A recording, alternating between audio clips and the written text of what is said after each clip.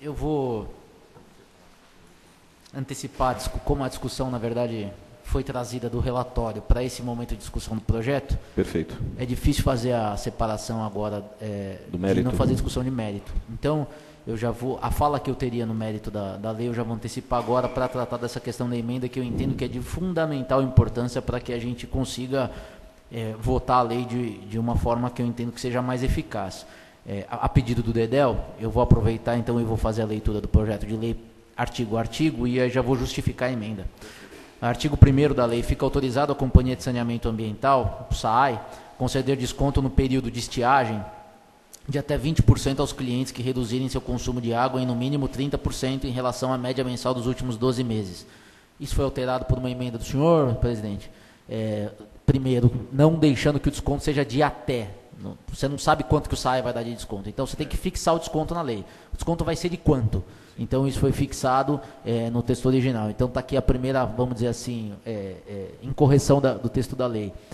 A segunda incorreção, e aí eu já faço aqui a questão da emenda, é o seguinte: período de estiagem. O que é período de estiagem?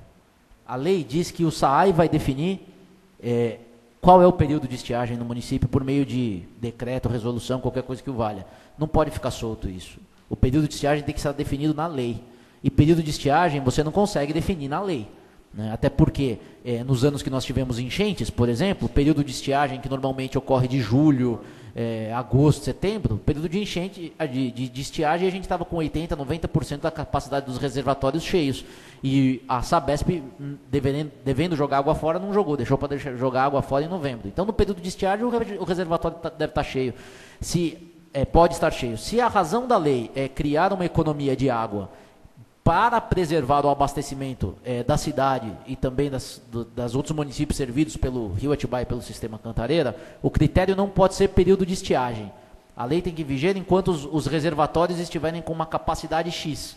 Então, por exemplo, 25% de sua capacidade, chegou em 25%, vai querer economizar? Então que a lei entre em vigor a partir desse critério, não no período de estiagem, porque isso é muito vago, isso é muito solto. Ainda mais se quiserem aplicar pena para quem estiver usando água, né? Porque você vai aplicar pena a troco do que se você tiver com o reservatório cheio, do sistema Cantareira. Então é uma incorreção grave da lei, no meu ponto de vista, deixar solta essa questão de período de estiagem. Isso deve ser definido, e aí que se define então se a lei vai vigir quando os reservatórios estiverem com 30%, 35%, 40%, 25%. Nossa emenda é no sentido de que quando estiverem abaixo de 25% de sua capacidade. Artigo 2º.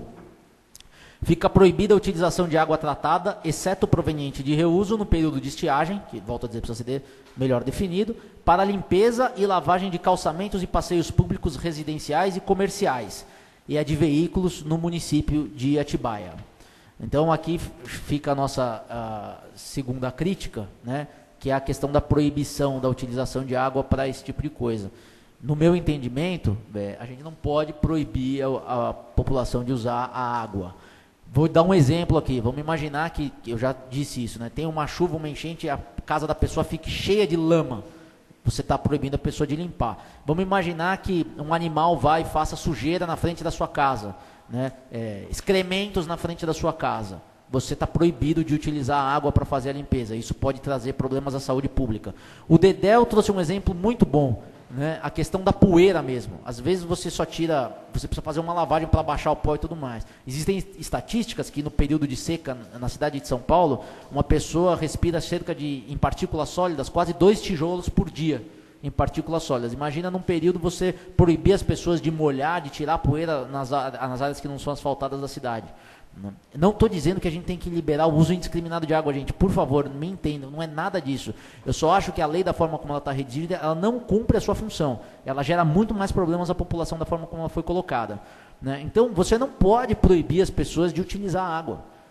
Não tem como. Eu acho que o racional é você estimular a economia. E em casos essenciais, aí sim você fazer um outro tipo de manejo. Que nem o Paulinho bem colocou. Eu posso proibir a pessoa de lavar a calçada, que está todo mundo vendo. Agora, se essa mesma pessoa que está lavando a calçada quiser tomar um banho de 50 minutos, ela vai tomar e ninguém vai saber se ela está gastando água mais ou menos. Porque o critério que foi colocado a título de fiscalização, ele não é viável.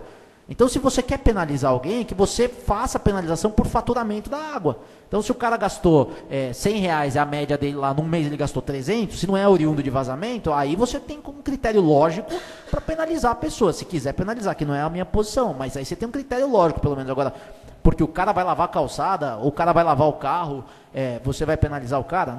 Aí vem o parágrafo único. Excetua-se dessa proibição os casos de necessidade nas seguintes situações. Então, se a pessoa está construindo imóvel, ela pode usar água e não vai ser multada. Realização de obras de reforma, construção de calçamento, construção de passeio público, lavagem de veículos por empresa com atividade comercial regularizada. Aí aqui é a maior incoerência da lei, né? Você proíbe o particular de lavar carro, mas o cara que tem um lava rápido, ele pode lavar o carro. O objetivo da lei não é economizar água? Então a água é a mesma para o cara que lava em casa e para o cara que lava profissionalmente.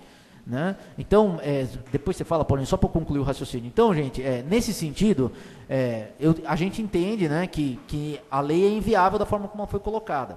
Artigo 3º, o Poder Executivo definirá, através da Companhia de Saneamento Ambiental de Atibaia, qual será o período de estiagem no município.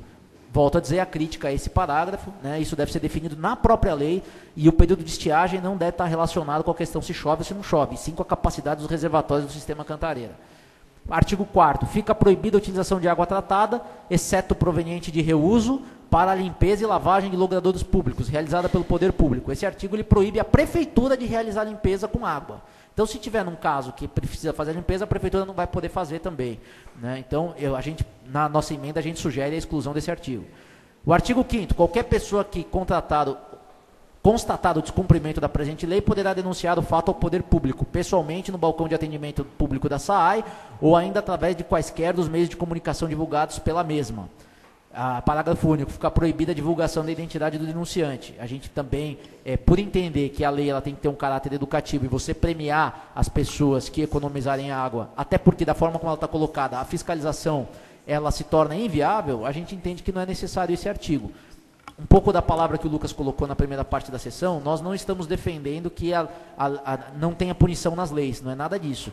Eu só entendo que a lei, nesse escopo aqui, da forma como foram colocados os critérios, essa fiscalização ela é inviável. Então, temos que ter fiscais.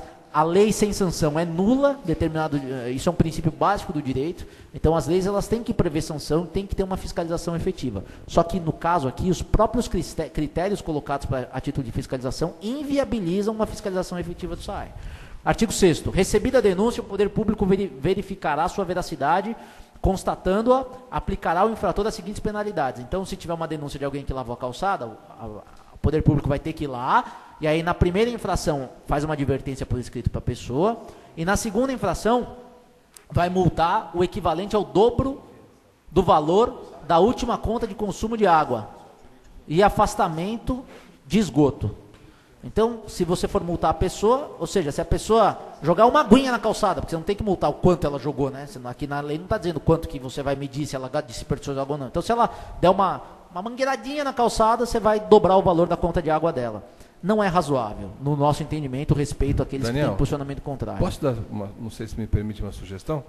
Só falta um artigo aqui da lei para acabar. Aí você, tá? Então, que o Dedéu pediu a leitura da lei. O Poder Executivo regulamentará a presente lei no prazo de 60 dias, da forma como colocada. A nossa emenda retira a maioria desses artigos que falam da penalização e principalmente dos critérios de proibição. Pela emenda, na verdade, a lei mantém a questão do benefício para aquelas pessoas que economizarem a água e define o período de estiagem. Então, eu sou favorável à economia de água, favorável à sustentabilidade, precisamos reeducar a população. Num segundo momento, se essa lei quiser passar uma lei, essa casa quiser passar uma lei de penalização e proibição de utilização de água, então vamos fazer uma lei específica para isso e com critérios bem definidos, coerentes e lógicos. Nesse momento, passar dessa forma, eu entendo que é um erro. Então, por isso nós fizemos a emenda e aí fica a discussão aqui. Eu gostaria do apoio dos vereadores para que essa emenda seja votada de forma favorável. Senão, o projeto, no meu entendimento, fica... Só até